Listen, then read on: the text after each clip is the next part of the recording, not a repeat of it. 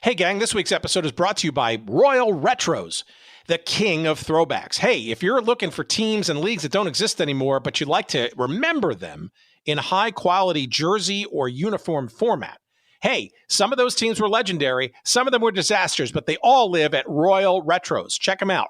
RoyalRetros.com. Use that promo code SEATS for 10% off all of your purchases. Check them out now.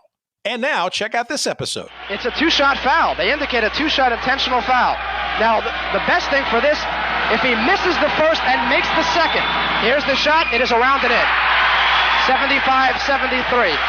He can seal the Huskies' doom right here if he makes this free throw. It will be all over for Northeastern. Barring a miracle, the Huskies trail by 2, 4 seconds to go. Thurman has one more. And this could be the ball game right here. Here's the shot. It is up, around, no good. Huskies go for the tie. Moss, 2 seconds. 1 at the buzzer. Midcourt shot is good. It's good. Perry Moss from midcourt. Perry Moss from midcourt sends the game into overtime. Perry Moss puts the game into overtime at 75. The greatest shot ever in Northeastern history. And everybody has collapsed onto the floor. I don't believe it. Perry Moss from midcourt ties the game at 75. It's the miracle of Cabot Gym. We'll remember this moment forever. The game is not over yet, but the Huskies are back in it. Everybody has poured onto the floor, and Holy Cross is absolutely stunned. Perry Moss, who 2 years ago hit a 35-footer against Army to beat them by 1 at the buzzer, 62-61, has done it again 2 years later. This time in the finals, Moss from midcourt hits the shot to tie it up. 75-75, we go to overtime. What a moment. What a moment. Welcome to Good Seats Still Available, a curious little podcast devoted to exploring what used to be in professional sports. Here's your host, Tim Hanlon. All right, happy hoops, everybody. It's Tim Hanlon. I am your chief cook and bottle washer around here. You have found Good Seats Still Available, the curious little podcast that is devoted to what used to be in professional sports. I'll put professional in quotes this week. And we thank you for finding us and putting us in your earbuds.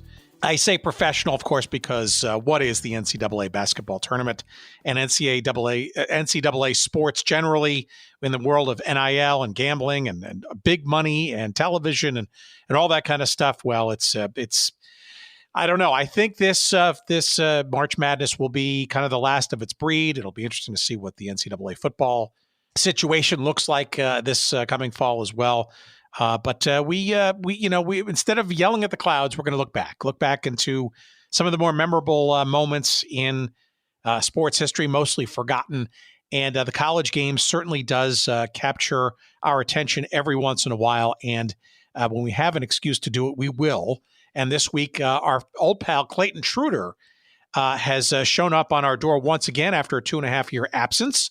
You may remember him from our previous conversation, episode number 237, when we were talking about the history of professional sports in Atlanta. Well, he is back with a brand new book that's really interesting, a great thread of history in college basketball.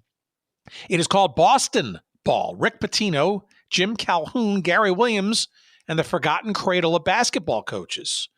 And the little sound there that we heard at the beginning kind of gives us a little bit of a tone there. And the excitement is palpable as we dial it back to the 1981 ECAC North championship game between Northeastern, the Huskies of Northeastern, and the Holy Cross Crusaders. And the call in that game, it was Steve Berkowitz with the frantic call with his color commentator, Paul Porter, at the microphones. And this was the championship game of what was then known as the ECAC North, now known as the America East Conference. And this is kind of sort of the centerpiece of our conversation. Northeastern, coached at the time by a young and hungry Jim Calhoun, a number of years before he absconded to UConn and became the dean of college coaches, certainly there winning a bunch of NCAA championships and cementing UConn's legacy, which continues today. This tournament, the heavily favored UConn Huskies, defending champs they are. Jim Calhoun, foundational in rehabilitating that program at UConn. But before then, he was coaching it up at Northeastern. And this ECAC North competition gives you a sense that this is the days before, well, actually, this is just after the Big East's formation. But there were still a lot of teams up and down the East Coast that were kind of flailing around for, I guess you could call it sort of a conference solidification. It was a relatively ragtag process in the 1970s and before for East Coast basketball teams to get into the NCAA tournament and get on people's national radars for such. And I think a lot of people sort of lose track of that relatively balkanized kind of existence that was the case in Northeast college basketball. The ECAC was a sort of this amalgam of various teams up and down the coast that would meet in these tournaments in the late 1970s and early 1980s. And the winners of these things would effectively get, I guess you could call it a quasi-automatic berth into the fast-growing NCAA tournament. So in this case, 1981, Jim Calhoun's Huskies were not only champions of this ECAC North, but also got the nod to go into the tournament. And they won a game in that tournament. I don't think Northeastern had been in a tournament either in their history or ever or for a long time before. I'm sorry, I don't know the answer to that question, but they, after having defeated Holy Cross, they went on to win a game in the tournament, and they got crushed by Utah in their second round match. But no question, Jim Calhoun was very much an instigator of that success. And we also talk about, though, two other coaches that were coaching in and around his time, Jim Calhoun's at Northeastern. Rick Pitino being one, hooping it up in Boston University from 1978 to 83. Certainly very well traveled, but people don't remember really that this was the Boston University experience was the first time head coaching experience at the collegiate level of the top tier for Rick Pitino, who's gone to many different stops, some controversially and currently now at St. John's. But Rick Pitino, part of this threaded Boston ball conversation coming up with Clayton Trutor. And last but not least is an equally legendary coach. His name is Gary Williams, who went on to great fame and solidifying the program at Maryland, winning a ton of titles there, Coaches of the Year awards and all that kind of stuff. And people fail to remember that Boston College during the 1970s as an assistant and during the bulk of, the first half, I would say the 1980s, 82 through 86, Gary Williams was making a scene for himself in the Northeast with the Eagles of Boston College. And that's kind of the thread as we kind of throw back to a kinder, gentler time, perhaps, in the NCAA basketball tournament history and the various things that were going on in the Northeast. This is pre-Big East. We get into sort of that tributary, that sort of foundational pre-Big East kind of realm. This is before other leagues like the Northeast Conference and the America East and the Metro Athletic Conference. These are all conferences that sort of got their roots, their origins from what was going on in the ECAC. And our conversation this week is the Boston version, the centricity of Boston, of that ECAC, as we talk about the old-time college basketball scene and some of the legendary characters from the coaching ranks that came out of that: Rick Pitino, Jim Calhoun, and Gary Williams. Our conversation coming up with Clayton Trutor come in 1 second. The book, again, is called Boston Ball: Rick Pitino, Jim Calhoun, Gary Williams, and the Forgotten Cradle of Basketball Coaches. It is available now wherever you find good books. It is published by our friends at the University of Nebraska Press. And the easiest way, of course, for you to get it, if you don't want to go to your local bookseller down the street and have them order it for you, is to go to our website at goodseatsstillavailable.com. Search up this episode numbered, the heck is it now? 342. My goodness. With Clayton Trutor. And you'll find a convenient link or 2 or 3 that will whisk you away to Amazon. You can get the Kindle version, the hardcover version, whatever you'd like, and we'll get a couple of shekels of referral love in the process. We thank you for doing that. And of course, we thank you for staying tuned, because here comes our chat. We had it about a month and a half ago. Sorry we couldn't get it to you sooner, but here's my chat with Clayton Trutor. Let's talk about Boston and college basketball in the late 70s, early 1980s, back in a kinder, gentler time. Here's our conversation. Please, as always, enjoy.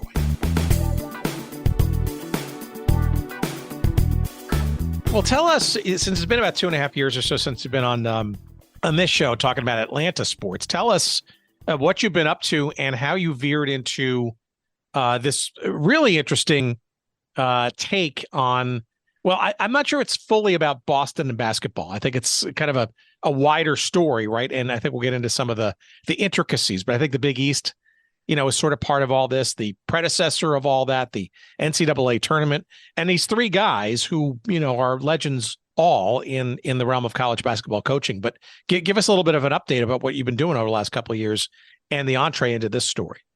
Well, this book started the day I submitted Loserville. I knew I didn't just want to write one book in my life, and I felt like I had to start immediately. And it's still when the pandemic was really, it was before the vaccine came out, so it's still, still definitely like the core of the pandemic. And I felt this is a good time to start another book. And back when I was in graduate school, my Loserville about Atlanta was a product of my doctoral dissertation. And I went to a lot of college basketball games in Boston. I would go, if I had a night off, I'd go over to BU to a game. I'd go to Harvard. I'd go to Northeastern. I went to grad school at BC, so that was right around the corner. And it occurred to me back when I was in grad school that 3 different coaches who had Hall of Fame careers, Rick Pitino at Boston University, Jim Calhoun at Northeastern, and Gary Williams at Boston College, all began their careers at roughly the same time in Boston in the late 70s and early 1980s. And it surprised me that nobody really got in depth about this at all. And at some point between having that little kernel of an idea and beginning the book in 2021, I read John Feinstein's book, The Legends Club, which was about the relationships among Jim Valvano, Dean Smith, and Mike Krzyzewski, all down in North Carolina. And it occurred to me that a similar book could be written about what was happening in Boston during the late 70s and early 80s. So I kind of took the structure that Feinstein used to tell these 3 stories in an interlocking fashion, and I adopted that to the Boston story. And once my agent was able to get me a book deal for this new book, Boston Ball, I got to calling people, and I cranked out like 95 interviews in a 3-month period for the book. I talked to a lot of players on the different teams who played for Pitino, Calhoun, and Williams. I talked to players from opposing programs. I talked to a lot of athletic department personnel too, because they were really the best help in terms of getting a sense of the context of what's happening in college basketball, with the conference shifts, with the change in the tournament, some of the rule changes in this time period. I think a lot of the players were very focused particularly on their playing career, but talking to sports information directors from a lot of the different schools, particularly schools that were ECAC schools, who ended up kind of in the mix of trying to find a conference in the late 70s and early 80s, was particularly helpful. I got to know a guy named John Maddock, who was the sports information director at Canisius in Buffalo, and later the athletic director there. And he set me up with a Zoom meeting like 2 weeks after I started this, with 10 different sports information directors from the same time period, from all around New England and upstate New York.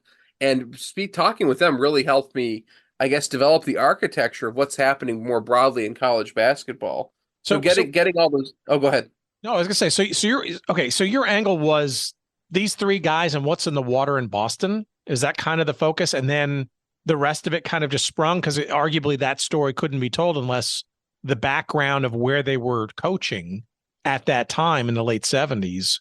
That just opens up a whole Pandora's box of the state of college basketball, what was going on the East Coast at the time. Was that kind of the narrative?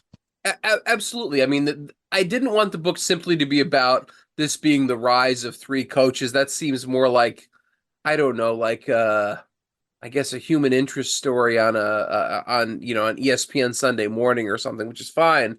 But I mean, I'm more trained coincidence more than anything else. More coincidence than anything else. Yeah, I wanted to tell a broader story to situate what's happening within the landscape of college basketball.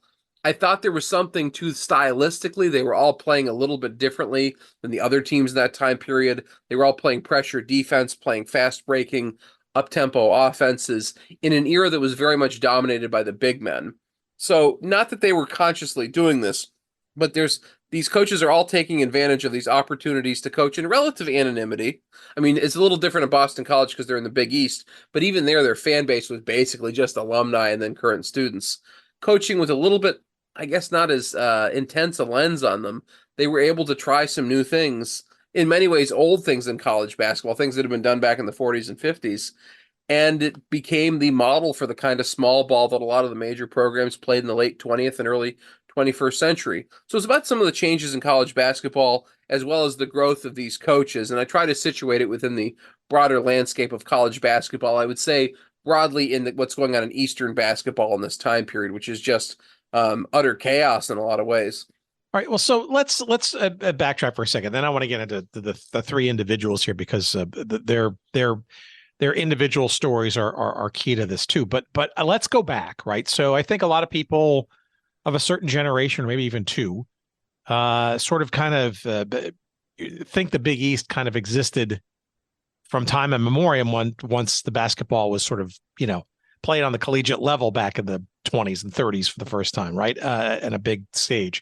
And of course, 1979 is when the Big East got formed. Before that, though, where a lot of this origin story gets rooted, right, with these guys, is the East Coast, or the Northeast in particular, was, how can I best describe it? Almost like a college basketball backwater, or it wasn't that the game wasn't sort of like legit on the college level, but it was also sort of, I don't know, was it under the radar? Was it part of the national tournament scene? It wasn't getting a whole lot of spotlight, perhaps, for relative to other regions of the country. Is that right? Without question, because you don't have the major conferences there. I think in part it's just the nature of a lot of the schools in the Northeast. A lot of the best schools in terms of basketball were Catholic schools who didn't fit as easily into, say, the Big Ten, the SEC style conference, where it's a lot of these land grant flagship state universities. So basketball was always a little different regionally in the East. I think part of it goes back to the 1950s after the point shaving scandals, that a lot of the best talent in the Northeast ends up going elsewhere. Of course, with McGuire going down to North Carolina, and a lot of these players from New York, from Philadelphia, playing at Southern schools, playing at Big Ten schools. So you have a bit of a drain of talent from the Northeast in the 50s, 60s, and 70s as well. I think also because you just don't get these major conferences formed, there's this kind of amorphous thing that is Eastern basketball for a long time. And those teams would get bids to the tournament. There would be a New England bid for the tournament, for example, in the 50s and 60s. I've been writing in recent years quite a bit about UConn basketball for a blog that focuses on that, and I write historical pieces. And on a number of occasions, UConn would have the best record in New England and get it wasn't a conference bid, but it was called the New England bid in the tournament when it was a 25-team affair. So it was a little bit different in terms of the focus. There's also the aspect of a lot of the teams in the Northeast were used to going to the NIT and perceiving that as the best tournament in the country. Between 1954 with LaSalle and 1985 in Georgetown, you don't have a team that's from the Northeast that wins the national title in college basketball.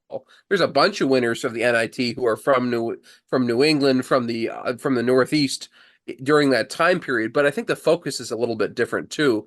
There's almost sort of the major conference focus being on the NCAA tournament, whereas in the Northeast, there's a lot of focus on the NIT as being the postseason prize. So, I mean, it's not exactly a backwater. I think it's almost more on parallel tracks to what's going on in terms of major college basketball. I guess it's as clearly it's more of a modern sort of gaze backwards, right? And cynical at that, right? Which is, I'm guilty as charged. But it's hard to believe, right? Because I think you sort of grow up in this era. And I went to Georgetown undergrad and was there for, one of the championships and one of the final losses in person at the Rupp Arena for losing to Villanova. But we won't talk about that. It's kind of mind-boggling though that you just said it before. One bid for New England. I mean, there's plenty of quality basketball being played up there, and one school, right? I mean, it's just it is what it was, right? But maybe you can kind of give us a little bit of more sort of insight as to what the mid to late 1970s looked like, and what this ECAC thing was that kind of helped, I guess, shepherd or shape some other pathways into what was a tournament that was becoming much more like a true national championship. It wasn't even a league, this ECAC.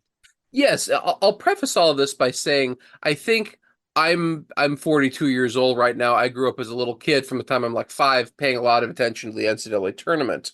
I think because I grew up in a period, and you're a few years older than me, but you essentially grew up in a period where there's a lot of stability in college basketball. College basketball is getting a lot of national attention. I think the way things are when you're a kid seems like the natural order of things. And we're growing up in a period when there's a lot of stability in major college basketball in the 80s and 90s. We see a lot of chaos in recent times. I would say what's been happening with the conference realignment and everything going on in college basketball in recent years related to the role of players in regards to pay and everything, in some ways, harkens back to what college basketball was like from roughly the 1950s through the 1970s, where there was a lot of chaos in terms of the form of the NCAA tournament.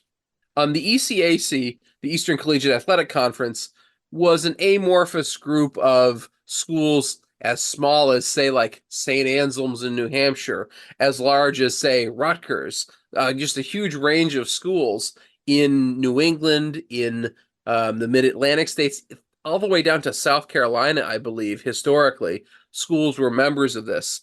And essentially, it was a subsidiary conference for schools that had another conference they played most sports in, but offered them a pathway to a national turn to the NCAA tournament in their respective sports. So, for example, if you played in some kind of mid-Atlantic conference in every other sport, but you played hockey, your Cornell or something like this.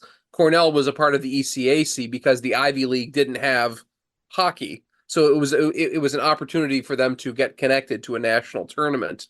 And it's sort of the second conference for a lot of schools, in addition to whatever conference they played most of their other sports in.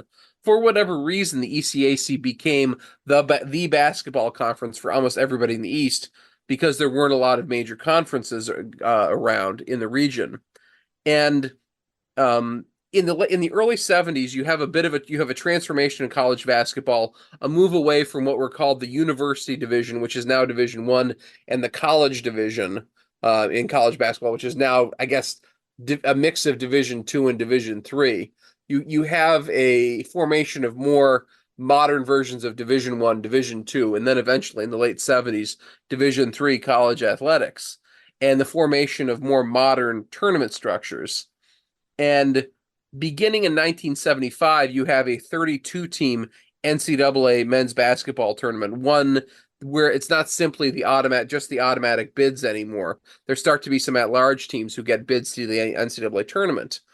And as this is the case, the East, which had these sort of, I guess, earmarked, if not formalized bids for conferences, like the New England bid that UConn would get, or Rhode Island or someone like that, the teams in New England were concerned that they were going to get shut out of the NCAA tournament, that, say, for example, they'd rather have 2 teams from the ACC, possibly 3, have Maryland, UNC, Duke, rather than having a New England bid in the NCAA tournament, perceiving these ACC teams as stronger. So the ECAC created specific tournament, 4 different specific tournaments, regional tournaments, a New England tournament, an upstate New York tournament, a metro tournament, which meant basically the New York metro area, and a southern tournament, which was, there were teams in Pennsylvania in it, teams in Virginia, teams in Maryland.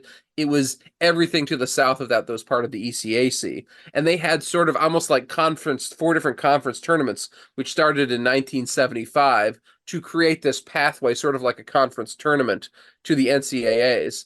And this format lasts from 1975 until roughly 1982.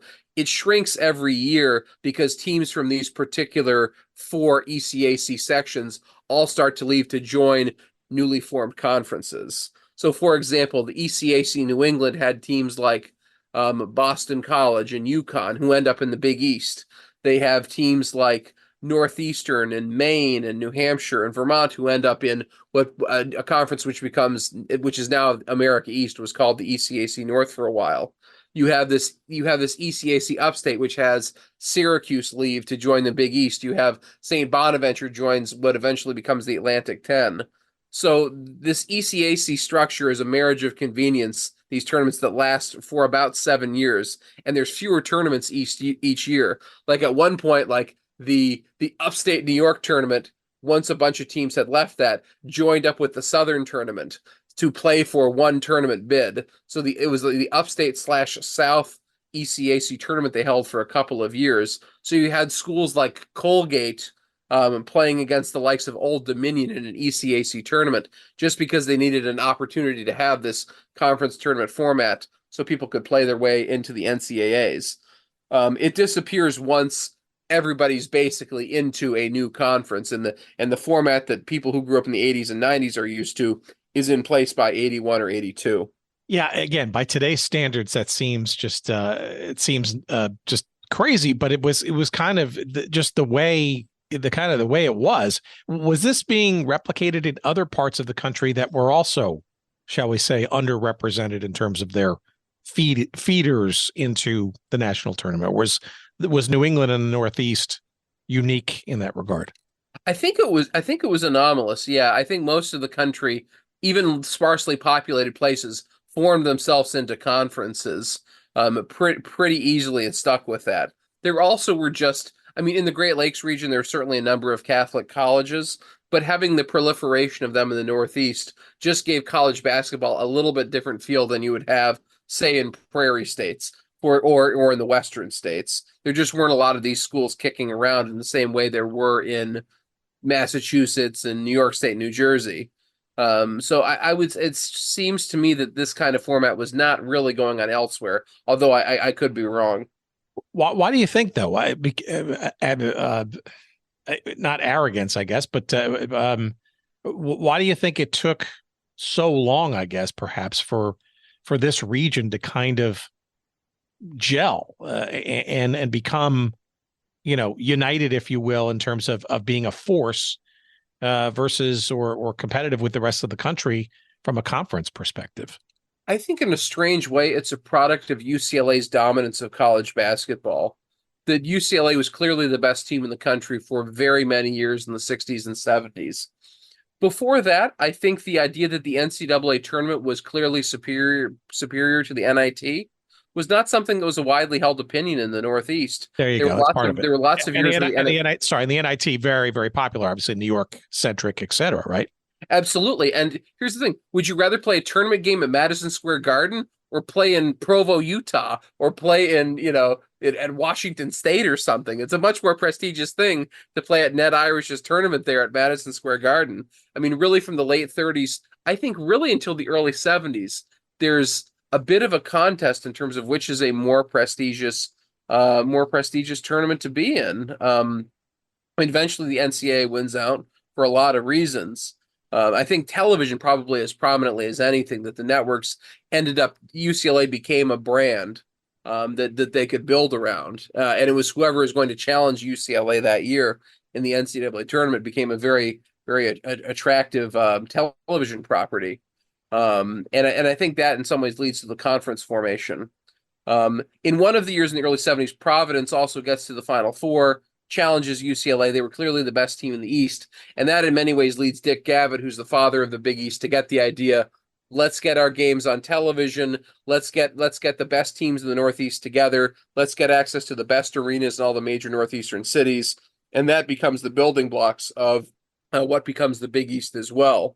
So in some ways, it's these broader structural forces that I think force the East to embrace the NCAA tournament and its structures.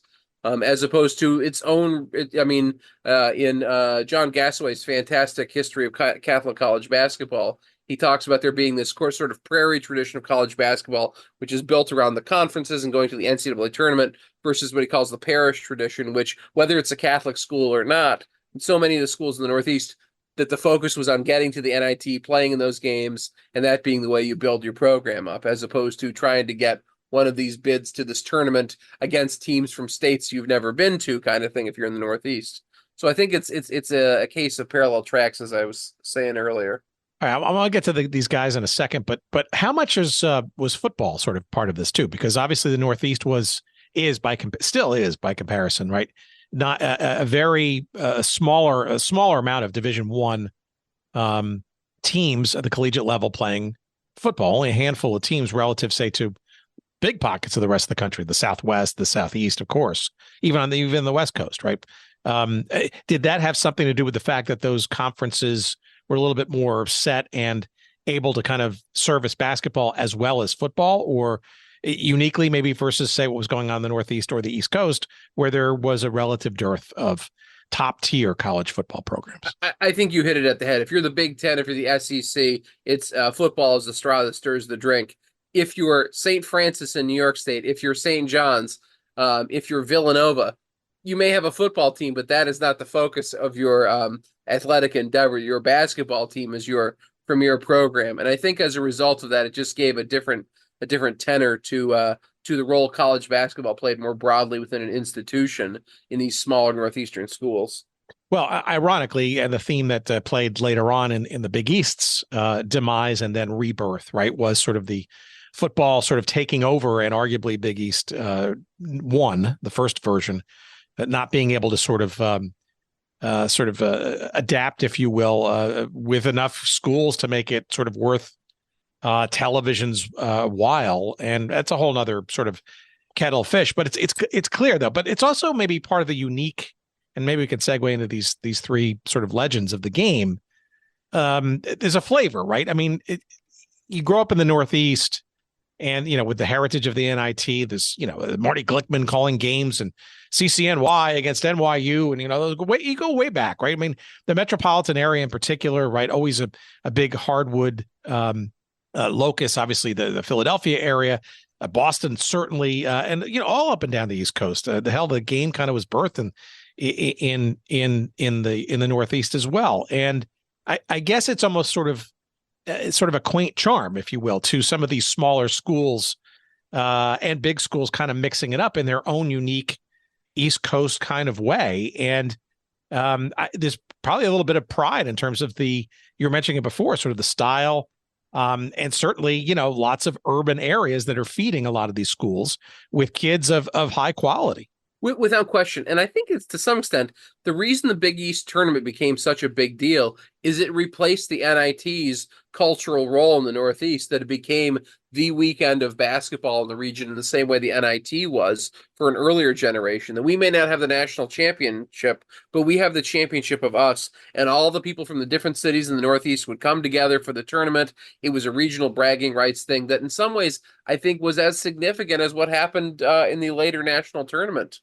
Yeah, and we'll talk about the NIT and sort of its waywardness in a few minutes. But describe for me, though, these three characters. I mean, Jim Calhoun, Rick Pitino, and Gary Williams, one of whom is still coaching today. Although, as we record this week, I mean, Rick Pitino is pretty much lamenting his days right now at St. John's, and maybe ruining the day that he decided to come back and try to tackle a top tier Division I team and going back home, so to speak. But give me a little bit of a sense of these guys. They're all to a person, East Coast, Northeast, born and bred, and clearly grew up in this environment, small schools, high schools, and smaller colleges and stuff. Maybe a little background for each of them, maybe not necessarily in that order if you don't want to. Sure. I'll start with Gary Williams, who I think is the least known of the three. And for everyone I interviewed about Gary Williams, I would ask them to describe the man, and everybody paused for a second and said, he's intense, was the way they described him.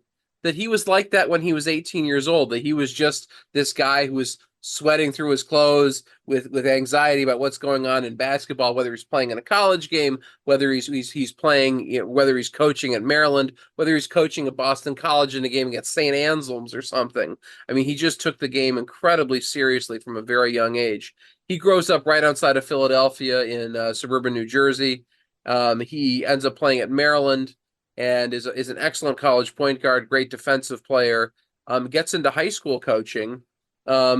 He wins a state championship in New Jersey, and in a school in Camden, and gets into the college ranks as a result of his friendship with Tom Davis, who went on to have a great career coaching at Boston College and Stanford and Iowa, among other places. Davis had been a graduate assistant at Maryland when Gary Williams is there, and Davis had gotten the job at Lafayette, which was getting pounded by the likes of Delaware and Temple and a lot of schools in the Mid-Atlantic region in the 70s when Davis took over. And he wanted to bring Williams, who he thought was the best, I guess, the best coaching prospect among the players he'd had at Maryland, along with him to Lafayette, and convinces Williams to take the job. He takes a pay cut to go from being a high school teacher with a good paying, I mean, not a good paying, but a steady union job, good benefits, all that kind of stuff, to being a college assistant. When Gary Williams gets to Lafayette, he learns that he has to also be the soccer coach. His job is a halftime appointment as a basketball coach in the wintertime, and in the fall, he is the soccer coach, a sport he had never played in his life. He had never kicked a soccer ball before he got to Lafayette College. And he got there, he leveled with the players, told them, you need to teach me soccer. I know about getting you guys in condition. So he basically relied on this. He's a 25, 26-year-old coach, relies on the seniors on his team to sort of teach him soccer. And he's their head soccer coach for 6 years. He has like a 500 record as close to a 500 record as a college soccer coach, despite having never played the game, never really seen the game before he became the coach. At the same time, Lafayette is serving as this laboratory for the kind of up-tempo, aggressive offense and defensive styles that Davis and then Williams, to an even greater extent, adapted during his coaching tenure. Lafayette is pressing and trapping and incredibly aggressive against a lot of these more prestigious programs from Philly and Maryland and Delaware and the like, and they win the Eastern Athletic Conference a couple of times to get to the NIT. Williams follows Davis along to Boston College, where they start to institute the same program, get things rolling there. BC, in the time when Davis and then Williams are there, they go to the Sweet 16 4 out of 5 years at one point, twice when Gary Williams is the coach. So Williams is a guy who was willing to he thought he was going to be a lifelong teacher and high school coach. He took a chance on it and ended up having a fantastic career as a college coach, eventually ending up back at his alma mater and winning a national championship. Give me a sense of BC though. So BC at this time, where were they in the ECAC / Big East firmament during Williams's tenure there? Because he was assistant with at BC for about 2 seasons or so in the late 70s, and then he came back as head coach in the early to mid 1980s. Yes, he went and coached at American. He got them to the NIT. Yeah. Boston College. This is very much the pre-Doug Flutie Boston College. BC is a selective Jesuit college just outside of Boston. Mostly Irish Catholic kids going there. It's not the institution the way it's perceived as being an elite kind of university now. It wasn't quite there. In terms of basketball, they'd been pretty good in the 50s. They had a couple of good teams in the 70s. This was hardly a powerhouse. The New England Catholic powerhouse of that era was Holy Cross. Holy Cross won the ECAC New England Championship in 2 of the 5 years they held it. They had a guy named Ronnie Perry, who was probably the best college basketball player in New England of the 70s. At least of the last half of the 70s. Holy Cross was the team that was the power in New England. They'd won a championship. You had Cousy and Tommy Heinsohn and all these great players. They played at the Boston Garden a lot more than BC did. When the Big East was being formed, this was the school that was asked to join. They turned it down, thinking that the they wanted to focus more on the academic mission of the school and joining this new kind of powerhouse sports conference. BC happily picked up the torch and became the Boston area representative in the conference. It just so happened that with Tom Davis and then Gary Williams there, you had some great coaches who went out, recruited incredibly effectively, and built a really, I think, the secret power of the early Big East. They're the regular season champion twice in this era, and they're the team nobody wanted to play. I mean, they were smaller than Georgetown and Villanova and all these powerful programs they were playing, but they just found a way to compete with everybody by playing so aggressively night in and night out. Was Williams caught up in any of the pre Big East point shaving stuff that was going on or that happened at BC, which is obviously a dark point in that program's history? Because he was there, or had he left by then? He was maybe a little bit of that story. Yeah, I mean, he's gone by the time that gets going. I mean, the BC point shaving scandal, you have 3 players that are caught up in it. The guy who's most involved is a guy named Rick Kuhn, who is from Pittsburgh. Met a guy who was like a mob connected dude who hooked him up with with Henry Hill of Goodfellas fame and the New York crime families, and Kuhn ends up contacting allegedly a couple of his teammates, his roommate Jim Sweeney, who was the point guard, and Ernie Cobb, who was the team's best scorer. The degree to which games were actually affected, it was affected as a matter of dispute. It's clear there were some connections and that there was some money exchanged. Kuhn is the only one of the 3 who gets convicted in court of involvement. It blows up this happens during the 78-79 season. It blows up in 1981 when there's a Sports Illustrated cover called Anatomy of a Scandal, in which Henry Hill of Goodfellas fame tells his stories of being involved in point shaving at BC. That really in many ways leads to Davis leaving. I think he just was very uncomfortable with, I mean, Davis had nothing to do with it. There's no indication that anybody other than these 3 guys knew anything about it at BC until the story in Sports Illustrated comes out. The BC players for the next year, every time they go into a Big East arena, people are spraying shaving cream and throwing razors and stuff at them, mock them as they're coming on the court. They go out and they get to the Elite 8 that year, so they had a fantastic season. Gary Williams sort of leaves right before this gets going, and he comes back for the 82-83 season after most of it is through. There's an ongoing trial for Ernie Cobb, one of the 3 guys who was not convicted of involvement. Kuhn is the only guy who's convicted, and he got sent to jail for, I mean, I think he served 4, but he got sentenced to 10 years. It was a fairly draconian sentence in my mind for what was involved in this. But I mean, certainly the knowledge of the scandal was out there, but I think for the most part, it was over by the time Williams takes over. I address it in like a 3-4 page section in the book because it's not really per se what the story's about, but it's something I had to address just because when people think Boston College basketball, it's one of the things that obviously comes to mind. Yeah, and he obviously went back, right? So he took his first head coaching job with American in 78, and but the Boston College that he returned to, not only in the wake of that scandal, but frankly the footprint of what Boston College was now part of in the Big East, right? It's almost like night and day. I mean, you take a 1977-78 basketball season and you transpose that with what the Big East what was becoming. And I mean, look, the 1984, 1985, you had 3 Big East teams in the Final Four. I mean, you can't describe just how night and day that transformation, courtesy of the Big East, was. And then for Boston College, at least for the first couple of years of that period of time, right, was it's incredibly different than what he left. I'm certain. Absolutely. That 1985 Final Four with the 3 Big East teams in the Final Four with Villanova and Georgetown and St. John's.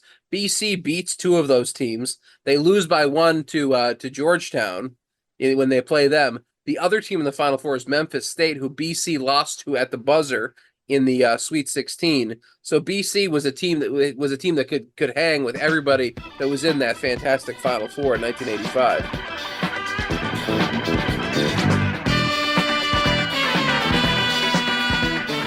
All right, what's this? Royal Retros. All right, longtime fans of this show may remember a little site that we used to promote the heck out of called 503 Sports. Well, not only are they still around, they are now known as Royal Retros. RoyalRetros.com, the king of throwbacks. And like the name implies, the highest quality jerseys and hats and apparel and all kinds of stuff related to various teams and leagues and situations that we love to obsess about here on this show. And I'm talking about getting jerseys with your name and number on the back of them, customized to your liking for the WHA or old NHL hockey teams that may not exist anymore. Perhaps it's a Federal League team from way back or a Negro League team. Maybe you're just enamored with the various football leagues of the past, like the Arena League or the All-American Football Conference or the original UFL, United Football League. Yes, you can get all of those teams in all kinds of colors, away jerseys, home jerseys. You want to put your name on them. You want to make sure you got the official patch on the side. All of those things and more at RoyalRetros.com. And I'm not kidding, friends. You go there, you want to find that Cleveland Barons jersey to wear and show. Hey, you're maybe a Colorado Avalanche fan and you want to represent the Quebec Nordiques from where they came in the arena to show your heritage and your love and knowledge of the history of that franchise. You can do that and more. And I'm talking across football and basketball and baseball and hockey and you name it. All kinds of great stuff for you to find and buy and purchase and wear proudly from Royal Retros. That's RoyalRetros.com. And of course, we have a promo code for you. We want to save you money from all these great things. And here's that code. It's SEATS, SEATS, promo code SEATS for all of your purchases at RoyalRetros.com. Check them out. You'll be glad you did. We love them. And our friend Destin Alameda there out in Portland, Oregon, we appreciate his and their sponsorship of this show. And now, back to our conversation.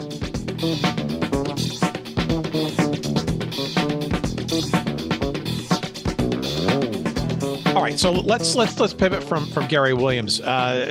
Pick your poison here. Calhoun or Pitino? Maybe Pitino. Well, I'll say Pitino for last week. Okay, yeah, most people would like to. That's okay.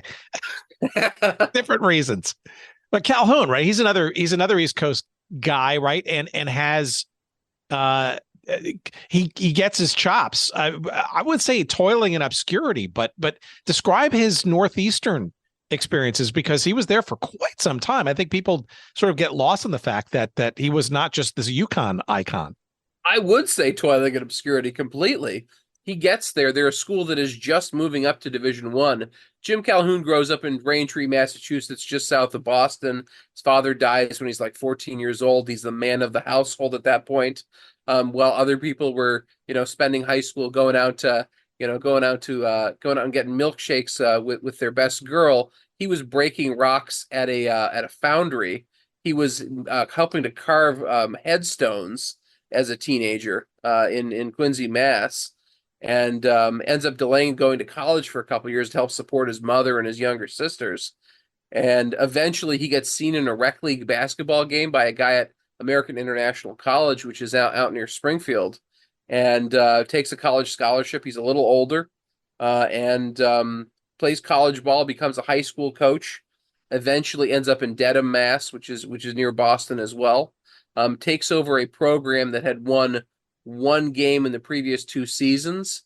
2 years later, he has them in the state semifinal. They go 22-1. He'd had a high school coach in Braintree named Fred Herget, who had sort of like a 365-day program for his players.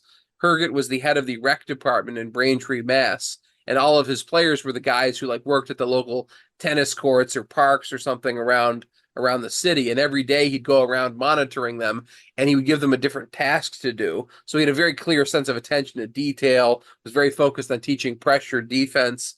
Calhoun brought that with him into coaching and helped turn his teams around very quickly. He also got a job in Dedham's town's rec department, also when he was a high school teacher, and was on these kids 365 days a year to help them improve their basketball skills. And having such a great season at Dedham, he caught the attention of the athletic director at Northeastern. Northeastern was in a bind in September 1972, needing a head basketball coach for a season that would begin in 2 weeks. Northeastern had been was Northeastern's now become an excellent university in Boston. I mean, an excellent university. It's always well ranked in U.S. News and World Report and all that kind of stuff. At the time, it was essentially a commuter school. It was a very inexpensive college. It was a very large college. Had like 50,000 students. Had no on-campus housing until the very late 1960s. So it was a very different feel than it is now, where it's a large, fairly exclusive private university. Calhoun, or the basketball program at Northeastern, had been a strong one in the college division, essentially Division II. They got to the NCAA tournament a bunch of times. They decided to move up to Division I, the university division, for the 1972-1973 season. Just as they were making this move to Division I, they went through two head coaches very quickly. They had a guy named Dick Dukeshire, who'd been the coach since the late 1950s, who took a job coaching the Greek national team for the 1972 Olympics, and coached them to, I think they were like 10th or something like that in the Olympics. He got sick while he was over there and had to, he was going to come back after a 1-year sabbatical and take back over the program, but he got sick and couldn't do it. Their coach, who'd been the interim coach, a guy named Jim Bowman, was a 30-year-old guy who played at Northeastern under Dukeshire during the 60s. His dream had been to join the FBI. Right before the 72 season started, in September 72, he got a letter inviting him to the FBI Academy. And 30 years old was the maximum age for joining the FBI Academy. So he decided that joining the FBI would be a more stable career path than coaching a basketball program that may or may not succeed at the Division I level. So he took that job. They were scrambling for a coach and hired Calhoun. He comes in his first year and goes 19-7 against the Division I schedule. They'd previously been playing a lot of Division II programs. And Calhoun ends up coaching there for the next 14 years. He's the head coach at Northeastern from 72 to 86. Things fade a little bit in terms of that beginner's luck.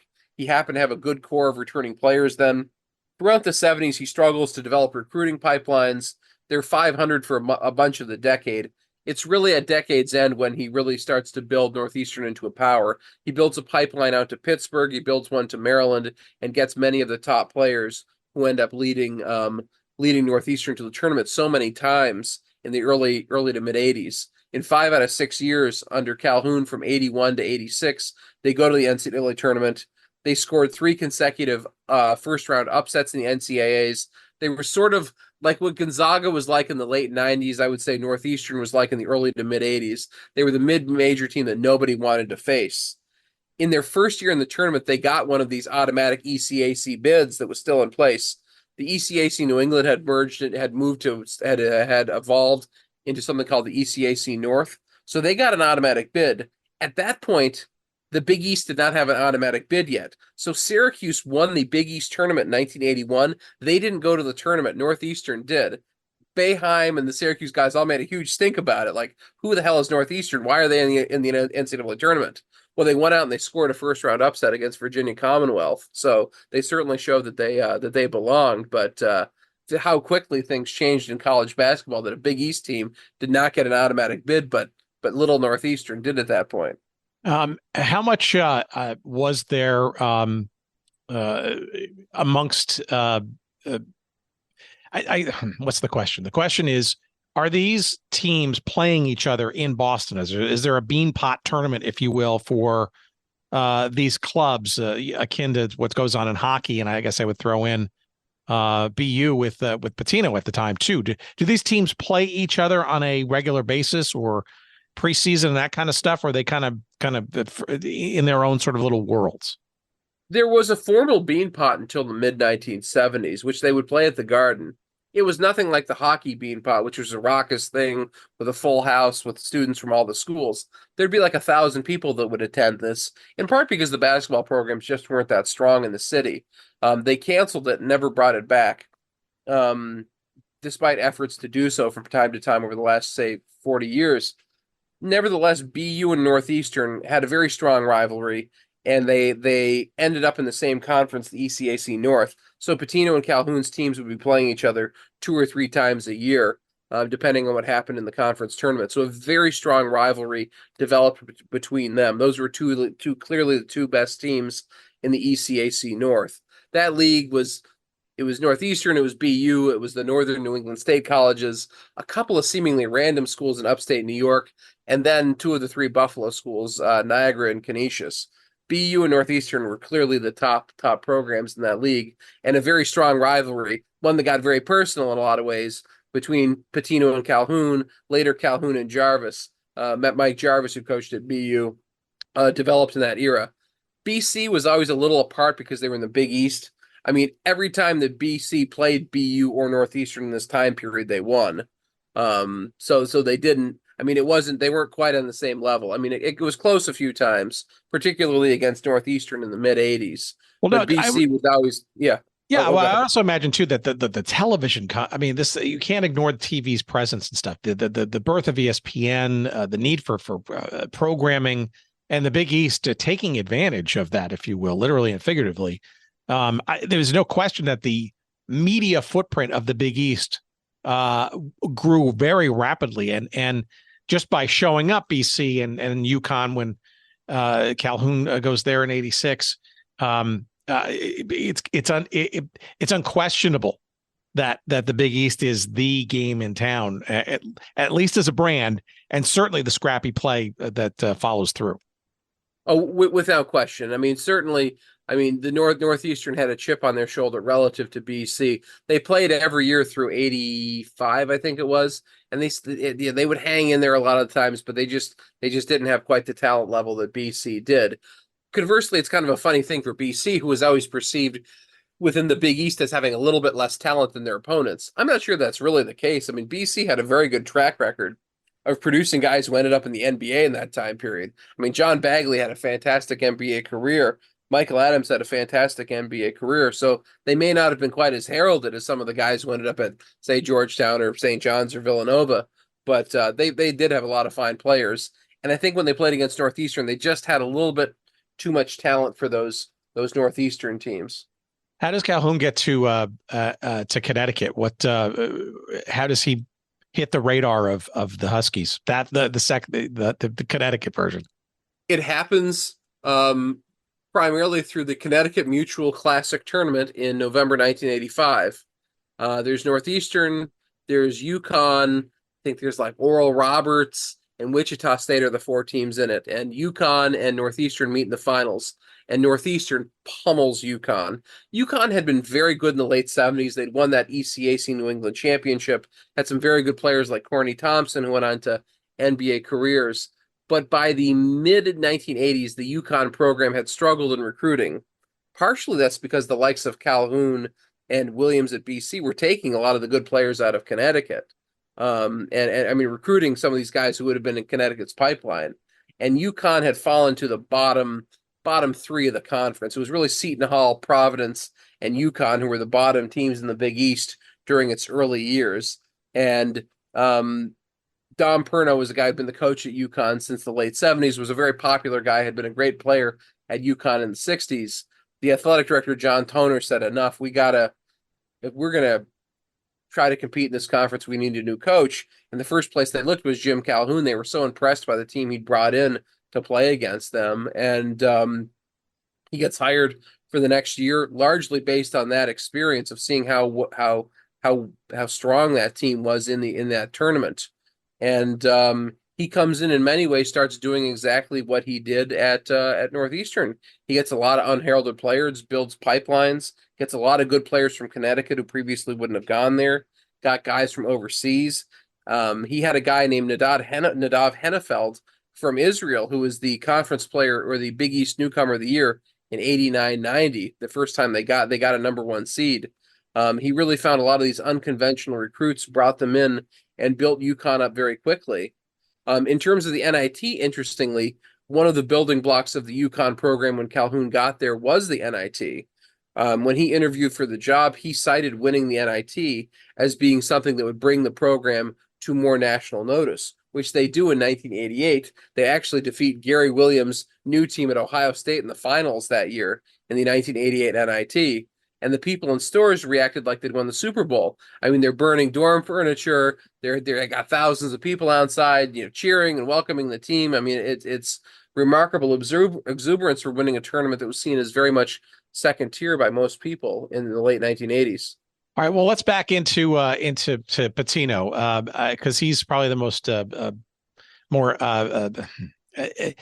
odd character in all of this, but clearly got his cut his teeth with his first head coaching gig in Boston at BU around this time. So a little bit about BU at this period of time. He was kind of I think he had been an assistant at Syracuse for a brief period of time before going to BU, but this is a Queens kid, right? Who or Oyster Bay at least, and played at UMass. He's quite the character, and he's mixing it up with these guys too. And I would argue, how can I best describe this? How is he different from these two arguably iconic coaches? Because he strikes me still today, this very day, as a bit more wily, street smart, and or some of the negative connotations with those definitions. I mean, there's a lot of similarities personality-wise with each of them. I think the thing that strikes me as Pitino's defining characteristic is his restlessness. He always wants to try something new, finds a way to come into conflict with people wherever he ends up, it seems like, too. You have Calhoun and Williams who end up at a place, they end up staying there. Guys who never really travel that far from where they're from. You have Gary Williams, he's a guy from New Jersey who ends up going to Maryland, ends up spending almost the lion's share of his career coaching at Maryland, his alma mater. You have Jim Calhoun. I think Storrs, Connecticut is the furthest away he's ever lived from his hometown of Braintree, Massachusetts. This is a guy who very much has existed within a very small orbit in his life. Pitino has just bounced all over from day one. As you mentioned, he's a New Yorker. He grew up in Queens, ended up in Oyster Bay as a teenager. Excellent high school player. Recruited to UMass, almost immediately gets in a fight with a lot of his teammates because he wants to be the top dog on the team. In spite of there being Dr. J there, there's Al Skinner, has a great career there. Pitino ends up, though, becoming an excellent college point guard. A guy who'd wanted to shoot the lights out of the building in high school becomes basically a distributor in his college career. And I think that very much shaped his approach to coaching, that he was always looking for coaches on the floor similar to himself. Billy Donovan, when he coached at Providence, really probably being the best example of that. Pitino knew he wanted to get into coaching immediately. His first gig is coaching at Hawaii. Pitino was an incredibly well-connected guy from day one because he's part of that first generation of kids that go to Howard Garfinkel's 5-star basketball camp. He knows Hubie Brown and Bobby Knight and Chuck Daly and all these guys when he's 16 years old, hanging out with them in the Poconos in the summertime.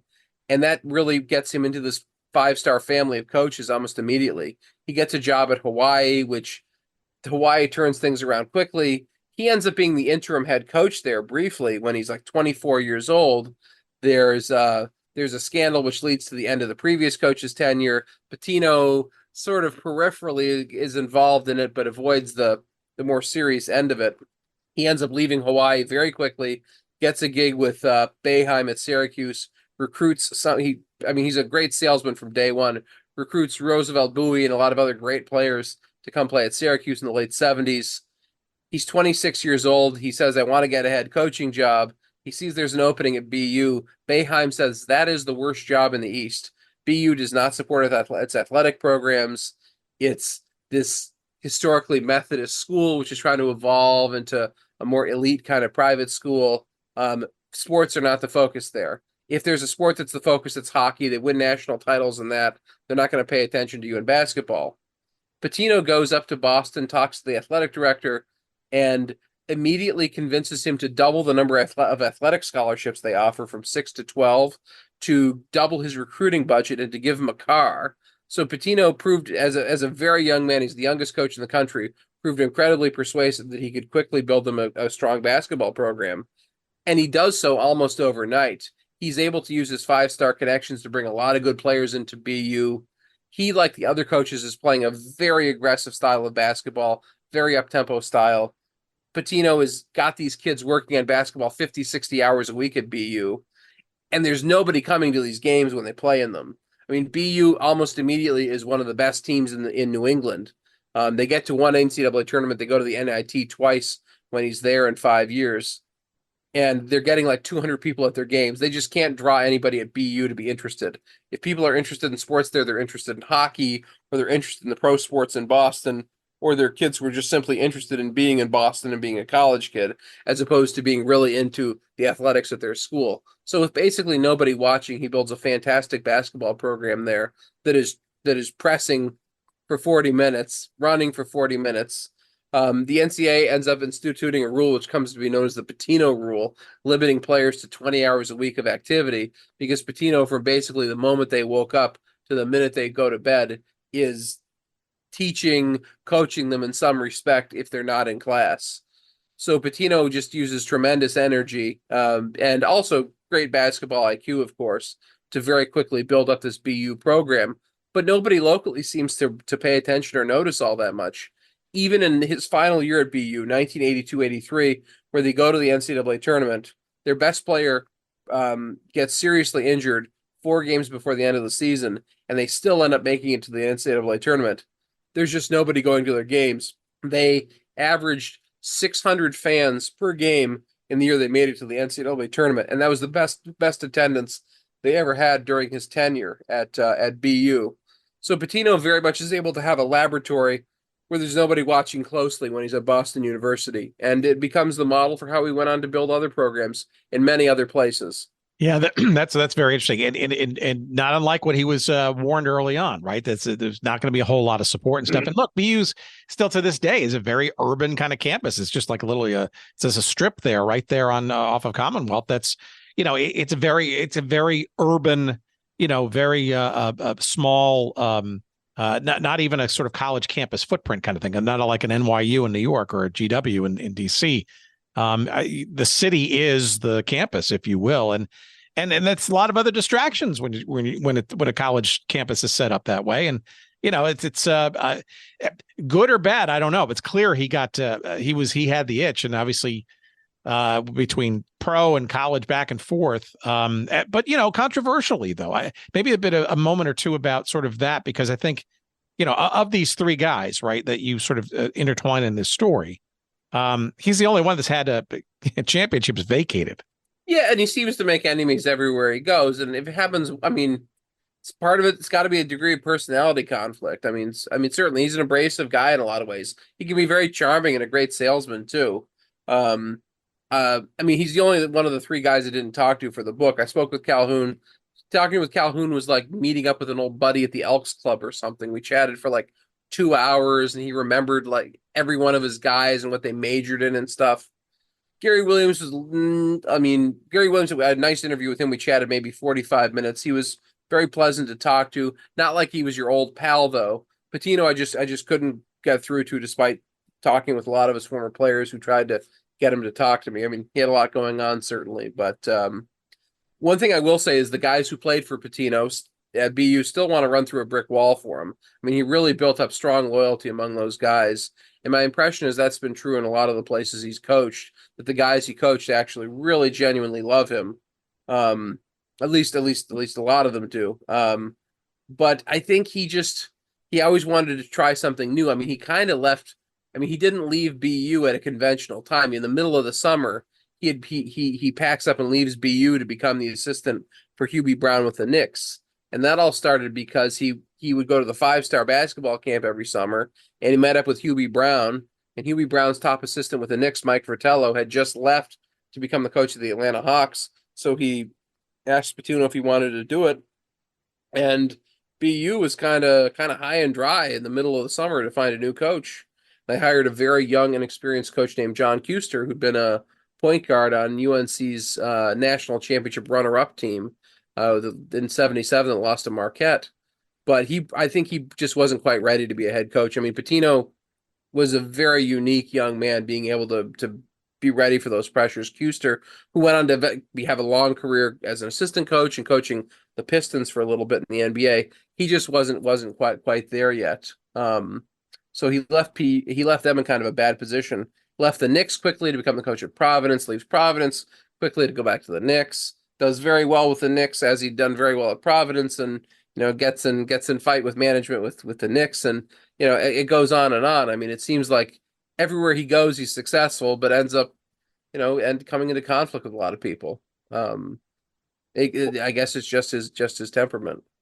Well, give me a sense then. I mean, because obviously each of these guys have gone on to Hall of Fame careers, and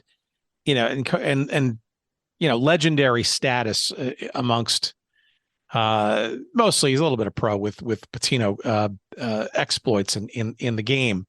What do you think kind of binds these guys together? I mean, they kind of cut their teeth sort of in the crucible of Boston basketball. I mean, not always overlapping per se, but what is it about sort of the Boston basketball experience that you think kind of just ties them together? Is it sort of a DNA that sort of got forged there and stuff, or was it just kind of a unique time that these three legends of the game just kind of what was it about Boston per se, and what is it about them that's kind of makes it all stand out? I think these are three very ambitious young men who all got coaching jobs at quite a young age, who were able to try different things out a little bit under the radar.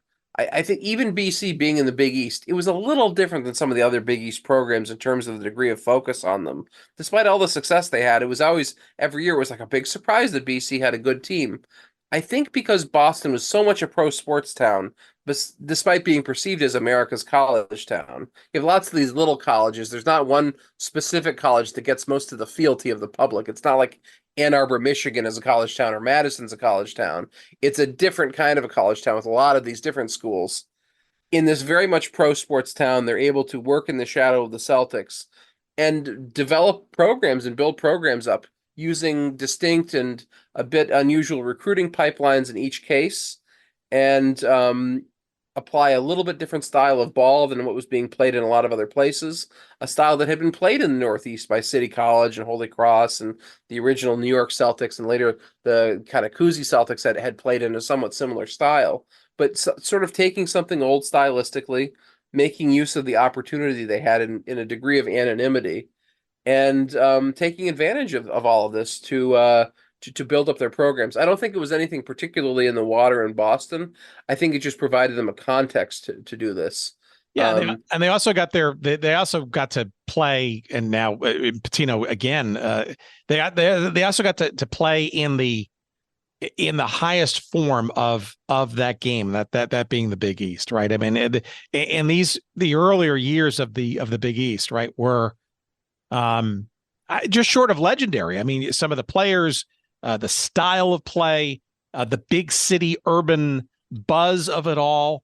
These guys, really kind of started shown in the spotlights, bringing their own Klieg lights with them.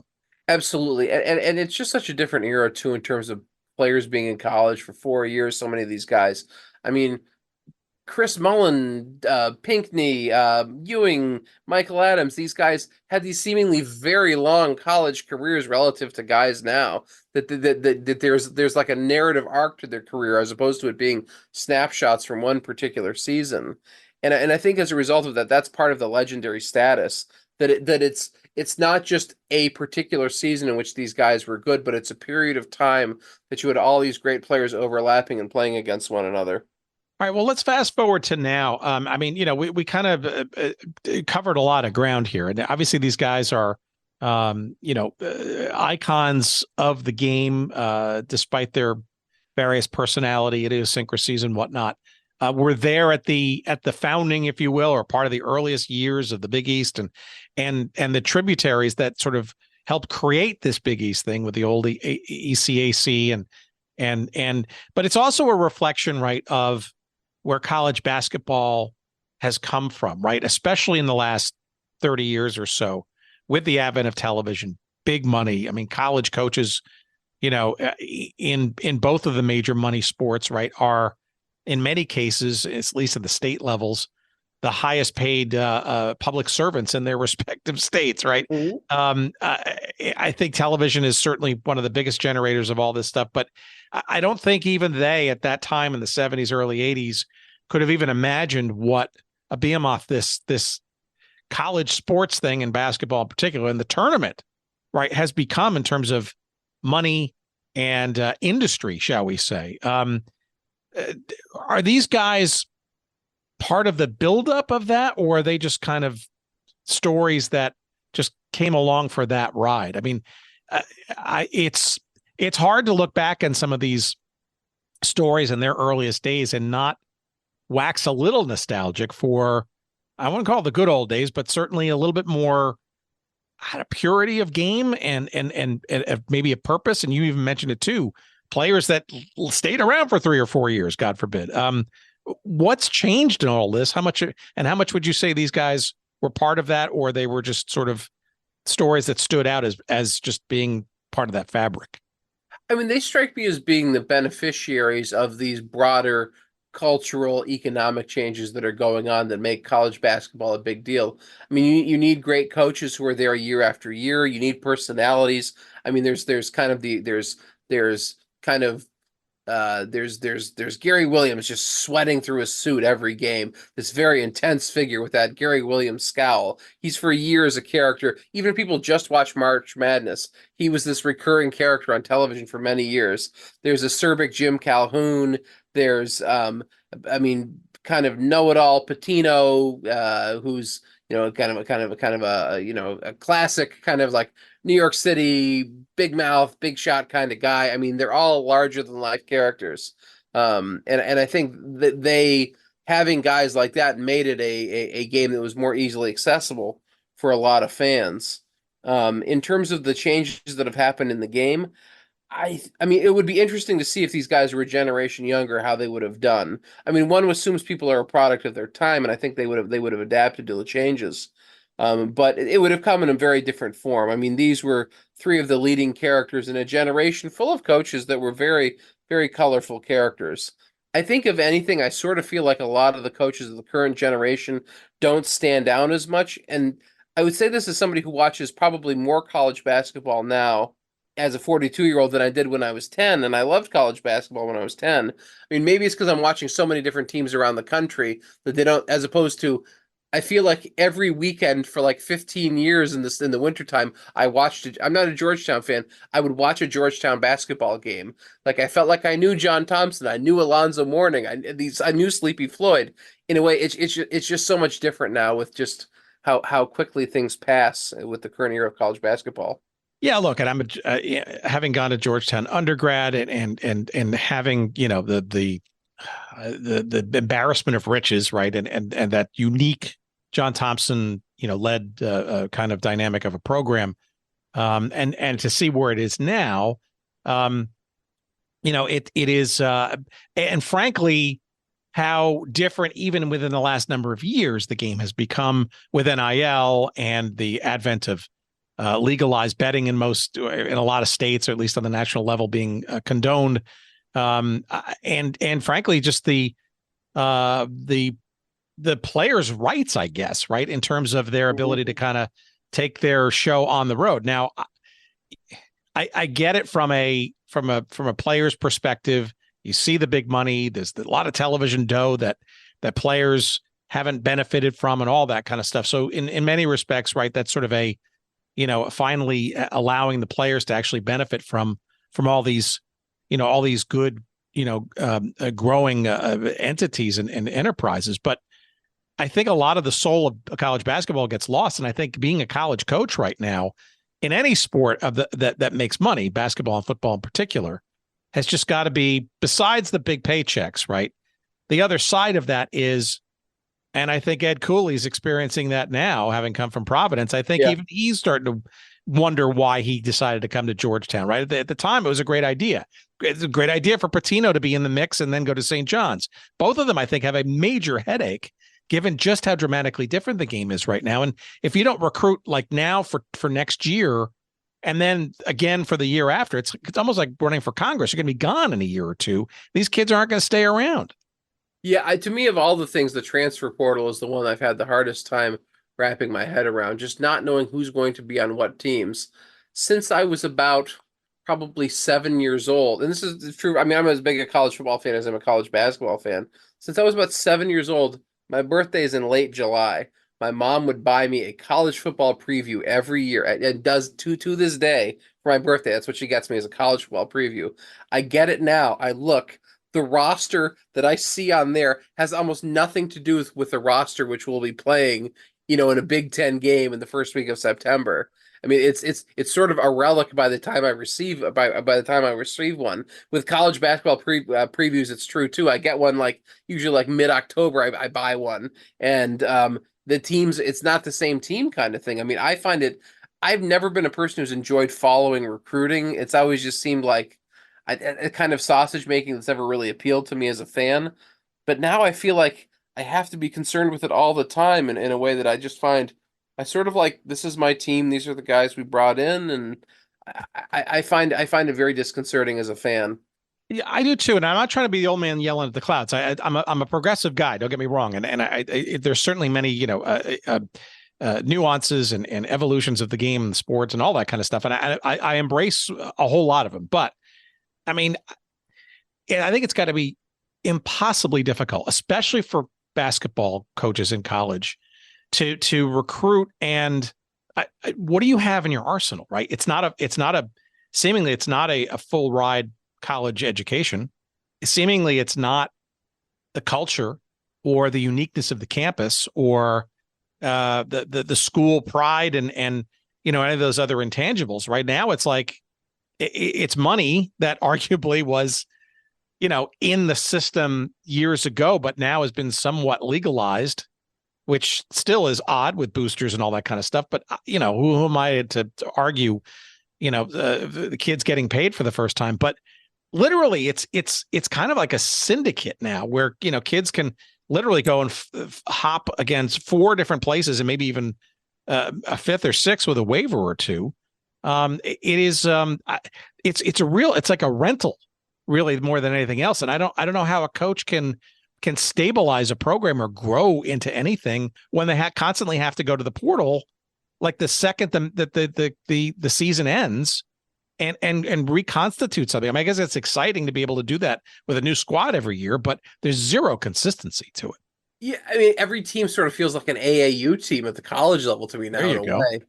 I mean, I remember watching one of those. It was a documentary about Calipari that ESPN had a few years, but it was before COVID and stuff, and before. I mean, Kentucky's, things aren't quite the way they were there. But he said, just he'd have the 5 best incoming players in the country. He's like, fine, but every year is a rebuilding year. I mean, he was kind of unique at that time, but every single program in the country is facing that now. That there's every single season is that trying to acculturate these players to the style of play you want and getting them to even just know each other. I don't envy the position the coaches are in. All right, where do you think it's going to go in the next couple of years in your crystal ball? And do you miss?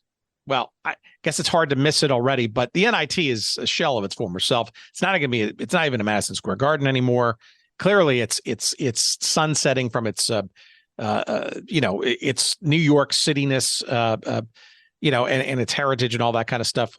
What of the NIT? What do you think of the NCAA tournament? Are we going to go to 128 teams? When does this end? And or are we is it going to break, given all the other things that are going on with all the money and the NIL and that kind of stuff? Because in my mind, this is almost, I don't know, it feels like we're nearing a precipice here that we don't know what's going to be on the other side relatively soon.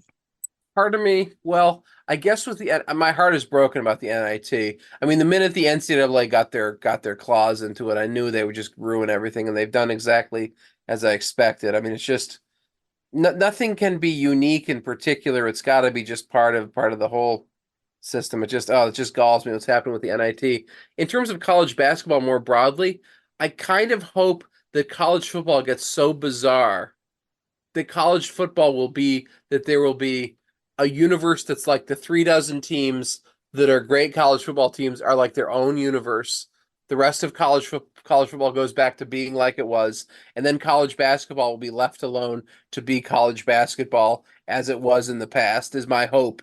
I mean, I don't know what to expect. I'm trying to be optimistic about it, but I sort of just hope that college football just gets so weird that it enables the rest of college athletics to kind of go back to being college athletics. Well, I hope you're right. I don't know though. I mean, there's some real serious talk about expanding this NCAA tournament to 128 I teams. hate that. So I hate the 68. I think that stinks. Let's go back. Yeah, I mean, I think at least that's competitive, right? And yeah, I mean, I could see, but it's all been driven by money and television contracts, and frankly, the whole television is exploding and changing and stuff. So I'm not even sure that money, which has been the stalwart and the pump, if you will, of inflation of all the riches in this game, is I'm not sure that's even sustainable. That's why I worry about sort of what might happen once some of that air sort of starts to leak out of the system. I don't know where all that other money is going to come from. Is that from gaming? Is that from what? I don't know. I mean, and then the NBA is talking about expanding again. I don't know. I don't know what to think. I mean, I certainly don't want a 128 team tournament. I mean, just so devaluing something that's so special for so many schools. I mean, to me, I feel like I enjoy conference championship, the couple of weeks of that. I enjoy that more now than I enjoy the NCAA tournament. I mean, to me, it's just fun to turn on whatever random championship game it is and just see what a significant moment it is for those teams. That feels a lot more like college basketball as I perceive it. I mean, watching, LIU play against Drew or somebody for a bid to the tournament, I think that's fantastic television. I just so many rounds that almost seem like mousetrap in these huge conference tournament, the ACC tournament or whatever goes on for seems like 9 days or something now, and it's tough to keep. For me, it's tough to keep track of what's going on in those things. No, I think that's right, and sadly at that. All right, time to promote. Tell us, the book's been out for a little while. What's the reception been, and frankly, what else do you have up your sleeve, you think, in the realm of sports, if anything? Are you going to take a break? My book is called Boston Ball, Rick Pitino, Jim Calhoun, Gary Williams, and the Forgotten Cradle of Basketball Coaches. It's from the University of Nebraska Press. It's available on all the well-known Amazon, Barnes & Noble, all the well-known websites. If you go to the book's website, which is bit.ly, bit.ly/Boston Ball, and use promo code 6AF23, you can save 40% off the cover price. And if you get in touch with me on social media, I'm on Facebook, Clayton Trutor. I'm on Twitter, @ClaytonTrutor. Send me a note, say you bought the book. I'll be happy to send you a book plate as thanks. In terms of the book's reception, I've heard a lot of positive things. One thing that's been great is just hearing from a lot of the former players from this era, whether I interviewed them or not, getting in touch with me, telling me they thought I did a good job presenting the time period with complexity, and their endorsement to me has been the most rewarding part of having done the book. I've done a lot of radio spots for the book, and it's gotten some attention, and hopefully during March Madness it gets another bump. In terms of what I'm doing, I teach at Norwich University in Vermont. I do a ton of freelance writing on the side. I write, if you go to my website, claytontrutor.com, or follow me on social media, I write for a wide range of venues. I write about sports, I write about music, I write about films. I write some of the venues I write for is our Next Avenue PBS, which is aimed at 50 plus adults. I write for the Hockey News fairly regularly, typically historical pieces. I write for a lot of city and regional magazines. In terms of a book, I have an idea. I'm trying to get a deal for it, and a publisher and the like. You're not going to jinx it now, huh? No, I'm not going to jinx it now. Is it in the realm of sports? It is in the realm of sports, and it's a sport I haven't written about yet in book form. So, okay. Well, I guess we're just going to have to guess. Well, will you let us know, especially if it hits our radar, if indeed it starts to get going, and if we can be of help in the absolutely, process? Absolutely, yes. Do you think it'll hit our radar? That's the last question I'll ask on it. Absolutely. All right, that's good. All right, so now I'm intrigued.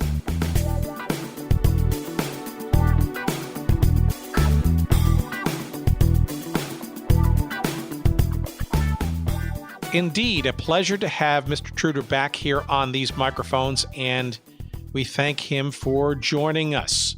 One more time, the book is called Boston Ball. Rick Pitino, Jim Calhoun, Gary Williams, and the Forgotten Cradle of Basketball Coaches, written by our guest this week, Clayton Trutor, published by our good friends at the University of Nebraska Press, and available for purchase for you at your local bookseller, your independent bookseller. Go ahead and keep them in business. Why don't you have them order it if they don't have it already on their shelves? Or you can keep us in business, literally, by going to our website at goodseatsstillavailable.com. Search up this episode number 342 with Clayton Trutor, and you will find a couple of convenient links to either the hardcover or Kindle versions of Boston Ball. And we'll get a couple of shekels of referral love. We appreciate that. And we think you'll enjoy that book tremendously, and hopefully a nice little companion piece to the current doings of the NCAA March Madness, now ongoing as we record this. While you're online, why not go to our website there at goodseatsstillavailable.com and tool around, see all the other episodes that we've done and will do in the future. You can stream them and share them and do whatever you like with them there. Of course, subscribe and follow us wherever you get podcasts. That's the best way to ensure that you don't miss a thing around here. But while you're on our website, you can you can buy us a proverbial cup of coffee if you'd like through our friends at Ko-Fi. There's a nice little button there, and you like to send us a couple of bucks just as a little tip or as a thank you, or if you want to give us a little bit of attaboy, if you will, on a monthly basis, or just a one-timer or whatever. We certainly appreciate that too. We don't charge a lot around here for this show, and we appreciate all your cards and letters, of course. But if you feel like you can support the show in some way, shape, or form by a little monetary donation, we wouldn't turn you away, and we appreciate that very much. And it's the least we can do for you around here. Let's see. While there, you can also follow our social media feeds, convenient links to those. But if you're scoring at home, you'll go to Twitter/X. You'll find us at Good Seats Still. You'll find us at Good Seats Still Available at all these other places like Threads and Instagram and Facebook, and I guess wherever else. Send us some email, why don't you, at hello@goodseatsstillavailable.com. We do our best to respond as quickly as possible. Our apologies if we haven't got back to you yet. And our thanks, as always, to our good friend, Jerry Payne Audio Excellence in the Atlanta metropolitan area. Appreciate your knob twiddling again this week, sir. Thank you. And good luck to all with your brackets, and hopefully none are fully busted yet. And enjoy the rest of the hoops. And we will see you, God willing, next week. Take care of yourselves, and happy hooping.